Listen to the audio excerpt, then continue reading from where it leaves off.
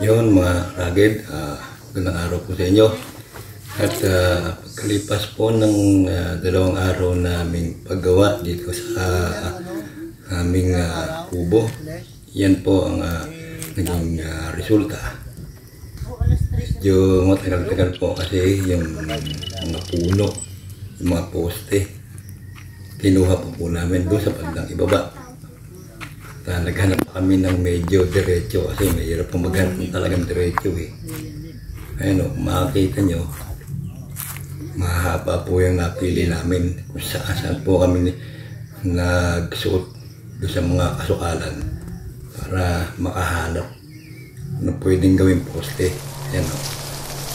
Pero hindi naman lahat eksakto doon sa gusto namin. Merong maigsi, merong medyo baluktot, merong medyo diretso. Ayan, makita nyo, ayan o.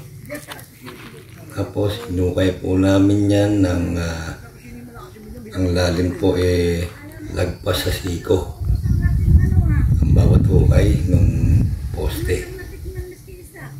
Ayan, awat tulong po ng Diyos nakahanap naman po kami. Ayan o, nailubog na namin, naitayo na namin. Tapos naglagay na rin kami ng mga frame na pwedeng tungtungan para sa pagkakabit ng bubong. Pero yung kahoy po namin kulang pa yan kasi ino-order po namin yan doon sa mga magkakahoy. Tinitis-tis po kasi yan Sa ngayon po yung order namin 2x2 by 12 at saka 2x2 by 13 kasi po ang floor area po niyang aming ginagawang kubo 12 by 13 yung kaya ganun po ang kasukat ng kahoy.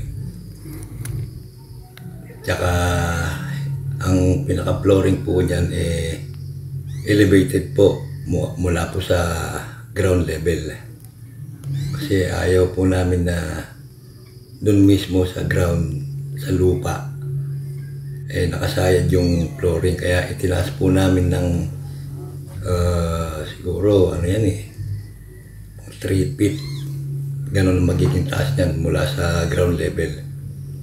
Kaya medyo marami-rami pang kahoy yung orderin namin. Ayan po, tingnan nyo. Tapos pinahiran ko na rin yan ng used oil at may halo pang ibang mga chemicals para may panlaban po tayo sa anay. Siyempre alam niyo naman anay ang kalaban natin dyan pagka yung kahoy nakatusok na sa lupa. Kaya yung kahoy pinunasan ko na ng mga used oil na may halong chemicals, pati yung lupa binuhusan ko. Bali 8 hukay po yan kasi 8 poste po yung aming ginawa para medyo matibay kasi kung 4 lang po baka kakalog-kalog yan. Tapos ang magiging design po niyan na lalagyan pa namin yan ng mga extension sa bawat gilid. Lalagyan namin ng kusina, ng dining, ng CR, at saka veranda sa bandang harap para at least maginawa naman po yung inyong yung amin pala na pag tira dito kung sakali po na kami dito titira. Pero ano lang po ito kasi kubo-kubo lang po ito maigi lang po ito sa pag meron kayong pupuntahan. Ayan, ganun lang. Medyo pagsawa na kayo sa syudad, meron kayong pupuntahan sa ganitong lugar. Yan, sa bundok nga. At mga karagin, masarap po na meron kayong ganyang lugar para at least pampabawas ng stress. Tsaka exercise na rin po yung pagkakit sa bundok. Kaya naisipan ko na magtayo dito. Ayan o. Kita niyo naman. Kahit pa paano may korte na. Korting posporo. Pero pagdating ng oras na tapos na po yan, magkakaroon na ng forma yan.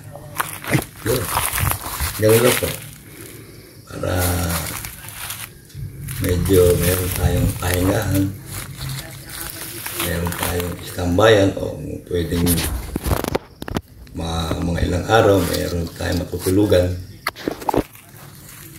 Yun, ganun lang po. Tapos uwi na ulit.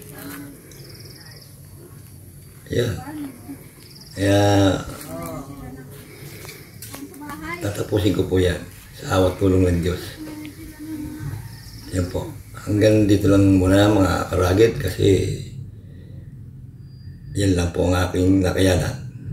Bye!